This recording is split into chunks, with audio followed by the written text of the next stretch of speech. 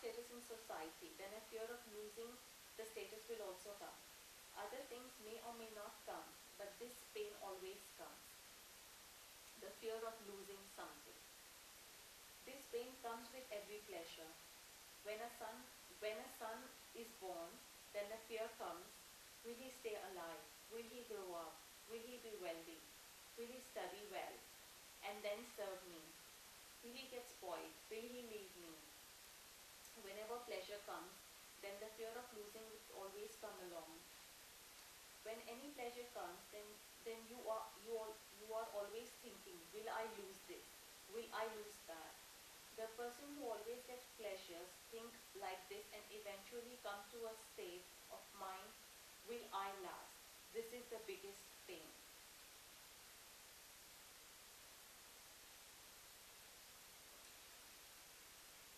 Dhir, word dhir. Dhir is a person who is being defined, someone who has learned to endure pain and pleasure. So he knows that pleasure are like sunshine, they come and go. Pain are like shade and they also come and go. But sunshine and shade come during the day and go away at the night. In the same way, both pleasure and pain keep coming and going. These do not make a difference to a Dhir person because he knows he is a soul. And this is the connection to Samukya theory again, that this point, because the pleasure and pains are felt by the body and therefore it is an illusion. I am not the body, I am the soul. I do not come and go, but I stay. In my experience of residing in body, I have seen so many pleasures and pains come and go.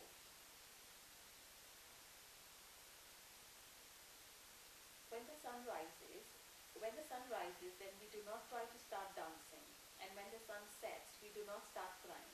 This is because we know that as soon as the sun rises, it is going to set. And when the sun sets, then we know it is going to rise again. In the same way, the person knows that when pleasure comes, they will go. And when pain comes, they will also go. Some people even have attachments to pain. A person may even start identifying himself with these pains by saying, this is my pain. This is how I feel. A great saint shows this to us when he went into a town and everyone came to him saying they were sad and that other person was happier than them. The saint called everyone in the town together and told them, look, I have great amount of knowledge. Carry on. Everyone was in pleasure, but now they're going to be in pain. No, you carry on. In pleasure. You carry on? You sure? Yeah. It's a very, very proud moment that Sonal can do as well after. So really, is that where are we up to? We are on word 15. Okay, so sure. Some of the theory. Okay, this class that we've got today is we've got a special class. So this is up to you. Is that this way? Okay. I was giving them an example of the saint in the... The saint in the town. Okay, yeah, we started that. This is the same as that. Yeah. Okay, sure. Okay, so this is a very unusual class because you've got a lot of classes where we're talking about the soul, very particular descriptions of the soul. But now we're moving forward because, yes, fair enough, I'm the soul, I'm not the body, I'm the intellect. But what about during this time when we have these relations with people, this 50, 100 years where we live, where we have relations, we have brothers, we have sisters, and so on. And that point was raised, that thing was in Arjun's mind. And you see all of these verses, one by one, they're very interlinked, because as soon as Sri Krishna says something, Arjun, it's a microphone, I don't need a microphone. As soon as Sri Krishna says something, the thought comes into Arjun's mind. So how can we face the death of a loved one? That pleasure and pain is a very, very important part. So this class in particular, you may have done so already, take a lot of notes because you'll find it's applied in my life over the last week, and you'll find that it applies in your life because we go through so many pleasures and pains, they're part of our life. Like in the last week, CMS released their, 15th of every month, released pay slips. A lot of people got their bonus, a quarterly bonus, and that piece of paper has the ability to make you happy. It's just molecules, as Sonal explained earlier,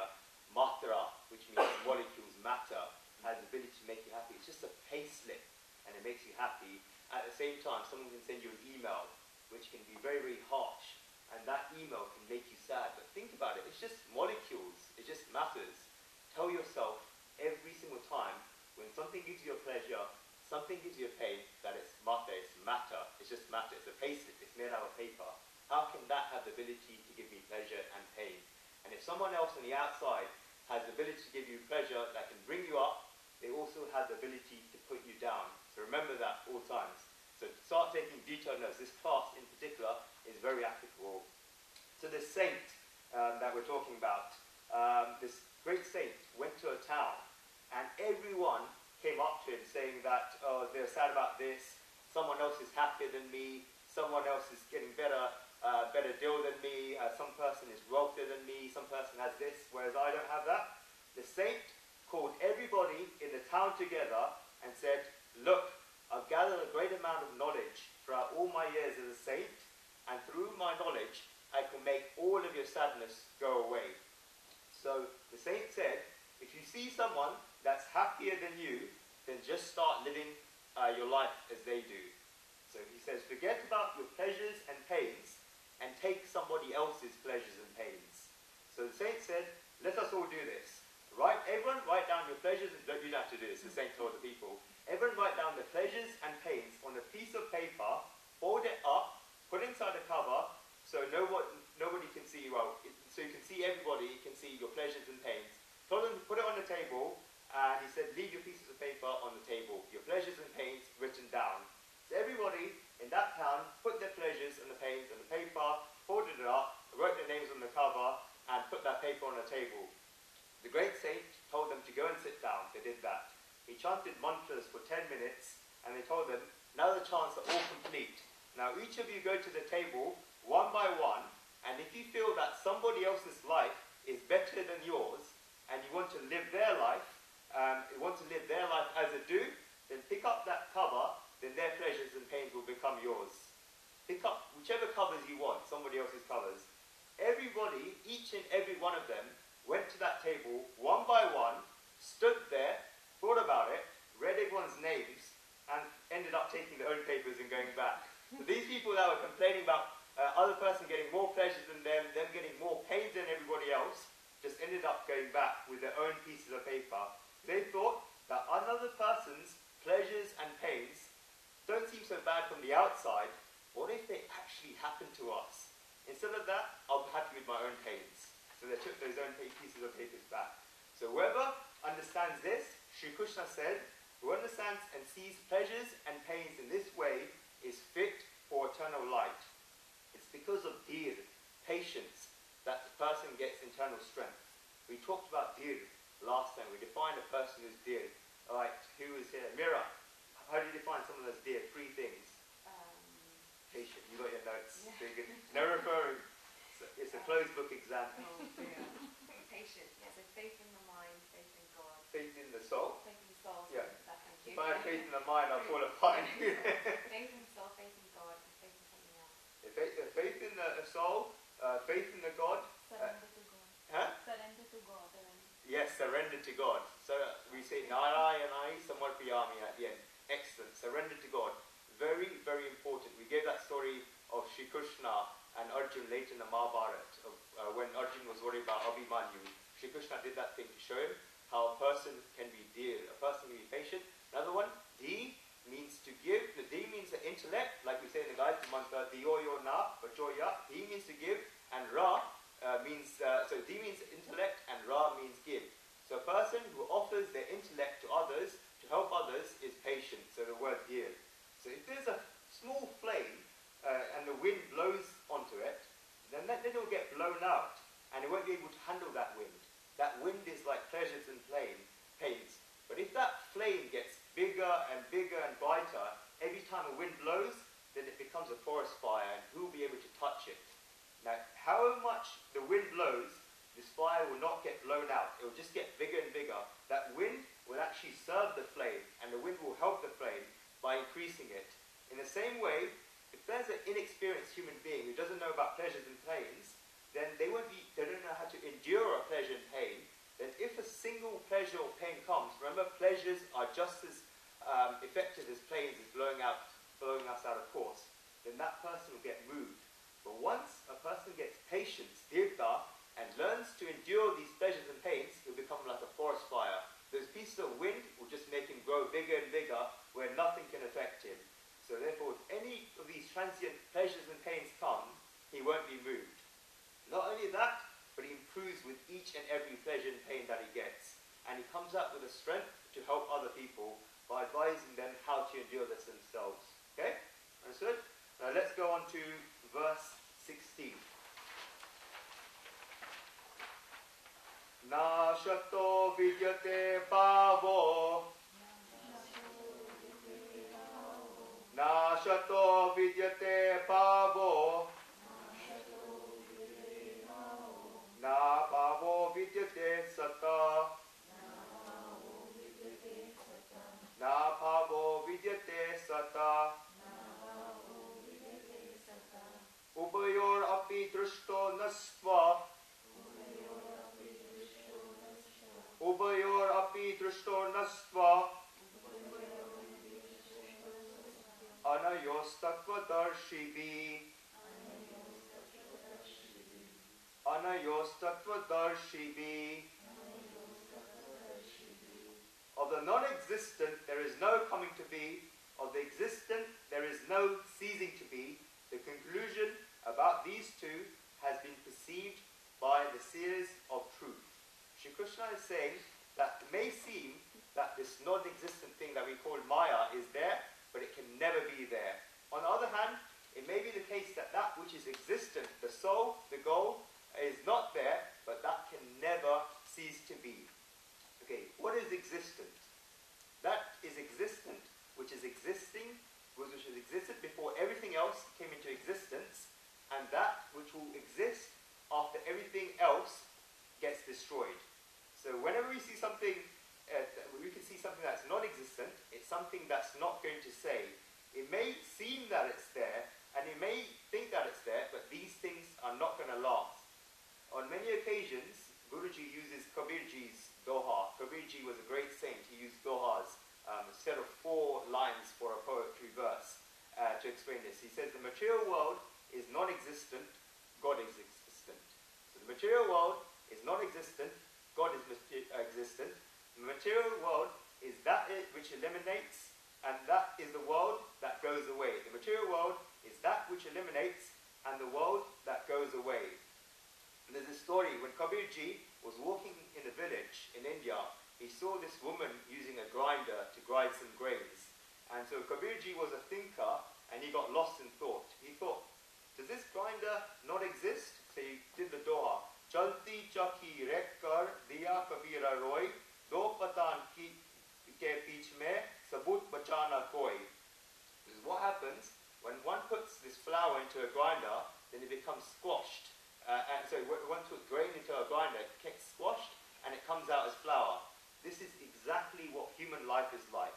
This is what material life is like. When we are born, we're completely fresh. But when we reach 60, 70, 80 years old, we're going through the 2 sides of material life, day and night. And coming out of that, what happens? Om gam galitam palitam mundam dashna viham jatam kundam budoya ritva dandam. One cannot hear from the eyes, one cannot see from the eyes, one cannot hear from the ears. There's wrinkles in the skin, the teeth have fallen out. The doctor says to dip the bread in herbal tea. So the body is worn out. So this body does not exist. It's not going to last. What Kabirji is saying is a right and a truth. It's the nature of the material world that it doesn't exist. It's all temporary. But at the same time, it's a little pessimistic. Because it's saying that nobody else, nobody from society is saved. And everyone is useless because they're going to be finished. Well, Kabir had a son. His name was Kamal, which means remarkable. And he was, in fact, very, very remarkable. He says, Father, you're only looking at half the story, because if you look at half the story, you're only getting half the picture. But if you look at the other side, you get your answer. Because once the grinder has done its work, then this woman's cleaned the grinder, but to clean that grinder, she has to lift up the top. And the top, when she lifts up the top, you see this stone, like a pin in the grinder, which is like the middle of the grinder, which is a nail. And near this nail, there are a few grains that remain unchanged. Those grains have not been crushed into flour, but they've stayed with that nail. And Kamal said that that, Father, these grains that go away from this nail get grinded and eliminated. They're like the material world, whereas the ones that hold on to that nail, they never get eliminated and they're not grinded. This is exactly what the material world is like. If the material world is that grinder, then God is that nail in the middle. That soul is that grain in the middle. Because whenever there's something moving, there's always has to be something unmoving in the middle. Because physics says, we saw in the invite, whenever there's a motion, there has to be a center. There has to be a middle. Otherwise, there'll be no movement. When the wheel of the car is moving, you've always got that alloy in the middle. That sticks in the middle. No matter how much that wheel is moving, that alloy in the middle stays the same. It's a physics law of motion. Whenever there's motion, there's always has to be center. So when the whole world is moving like this, whatever the material world is moving with time, God is a steadiness that is never changing, and whoever holds on to that never turns out to be eliminated. What was the famous quote that we said from chapter 9 of the Gita? Know you for certain that my devotee perishes never. We explained the logical reason behind that. So nothing happens to it because it stays exactly the same. That God is existent and everything else is non-existent. So we have to distinguish these two things in life. That which is existent and that which is non-existent. That which is non-existent always changes, and that which is existent stays the same and never changes. Okay? God never changes, the soul never changes, it stays the same. Okay, verse 17. Avinashi tu tadvidi. Avinashi tu tadvidi. Yena sarvam idam tatam. Yena sarvam idam tatam. Vinasham aviryasyasa. Vinasham aviryasyasa. Nakaschit kartum arhati. Nakaschit kartum